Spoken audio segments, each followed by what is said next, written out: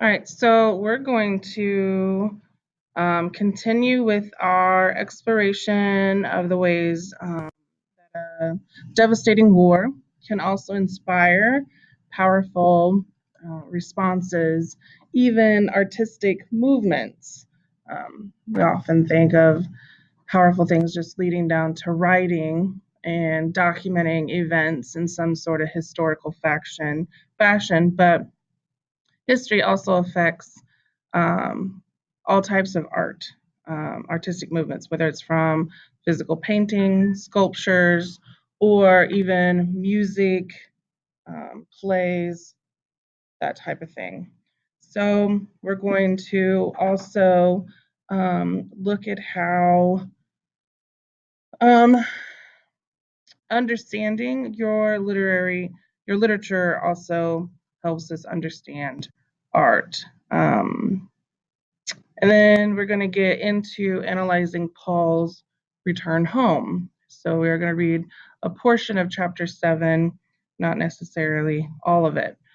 Before we start, we're going to first look at this painting. And then in your notebook, I just want you to write down what you notice and wonder. Notice and wonder.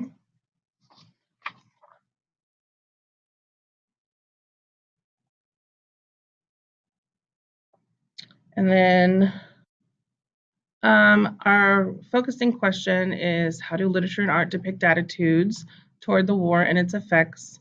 And then our content framing question is, what does a deeper exploration of Paul's encounters with others during his return home reveal?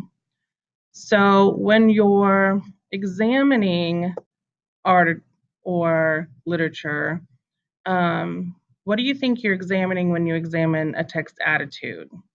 And I want you to understand the attitude about a topic is different than examining the topic itself. You know, here we are studying World War I as our topic, and sure, you're going to focus on all the events and things that led up to it. But we're also in our text, whether it's an informational text or the novel itself, identifying different attitudes toward World War I. And that's in like, were people for it? Were people against it? Did they hate it? Did they like it? Those types of things are what we think of when we think of art, or not necessarily art, but the events that are leading up to or during or even after, in this case, World War I. I want you to understand that theme is not an attitude. Theme is not a specific plot or character. So I want you to kind of take that away. Don't think of theme. I just want you to think of attitude. Because what you're going to do is you're going to, in the upcoming lessons, you're going to discern or come up with what a painting's attitude toward the war might be and its overall effect, just like we're looking at the actual effect of war, actually being in it on the trench and how that affects the guys and even people at home. And then as we continue, we're going to also explore how Paul's encounters with others while he's on leave reveals different attitudes toward the war. So remember, he's struggling with, his purpose, what he's going to do when he's done, and going home is going to affect him even more. All right, so before we get into analyzing Paul, I want you to, and I don't care which one you're reading, if you're reading the paperback book, you're going to read pages 151 to 162. If you're reading on Actively Learn, it's pages 71 to 76. And you're going to start where it says, I am called to the orderly room, and that starts the paragraph. And you're going to end, the very last line of the paragraph I want you to end on, ends at one of them said, it is probably cancer again. I want you to, just in this section, you're only going to be looking for these things. And I want you to write it down. Maybe you can make a T-chart or split your paper in half, something.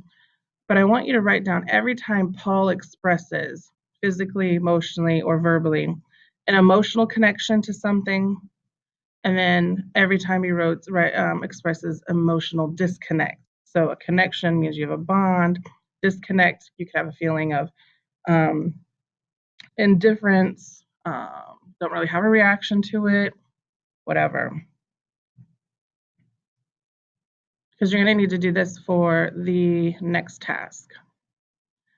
All right, now that you have written down or annotated every time Paul has expressed some sort of emotional connection or disconnection to his surroundings while he's on leave, I want you to think about what isn't significant about those things that you wrote down.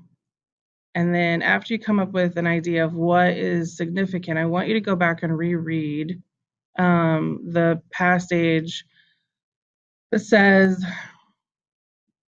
I breathe deeply and say over to myself, you are at home, you are at home. But a sense of strangeness will not leave me. I cannot feel at home amongst these things. There is my mother, there is my sister, there my case of flat butterflies, and there the mahogany piano. But I am not myself there. There is a distance, a veil between us. So my question is, when you're looking at this passage and he uses the word strangeness and veil, how do the words strangeness and veil reveal the novel's attitude about the effects of war on Paul? And write this in your notebook.